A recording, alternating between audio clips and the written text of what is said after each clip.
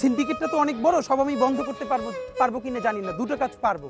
Number one, Dhaka হাটের একটা সবজিওয়ালা ভ্যানওয়ালা কাছ থেকে যদি কেউ চাঁদা তোলে, আমি ওসমান হাদি সেটা শুনলে আমার টিম নিয়ে সেখানে গিয়ে দাঁড়াবো।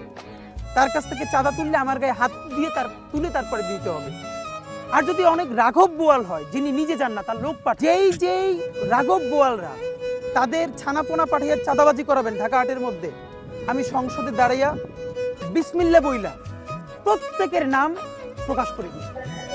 এরপরে যা আছে আমাদেরকে গুলি করে রাখ পর্যন্ত কোনো কিছুটা আমাদের গায়ে লাগে, ততক্ষণ না পর্যন্ত বুকে বা মাথায় গুলি চলবে ততক্ষণ পর্যন্ত আমরা কোনো স্ট্রাগল মনে করি না। এবং এক্সট্রা কোনো সিকিউরিটি লাগবে না, শুধু আমাদেরকে যদি কেউ গুলি করে মেরে ফেলে তাকে যেন ধরে বিচার করা হয়। আপনি যদি আজকে আমাকে, জাবেরকে, আমাদের টিমকে মেরে ফেলেন এবং তার যদি বিচার করতে না পারেন, তাহলে নতুন কেউ জন্মাবে না।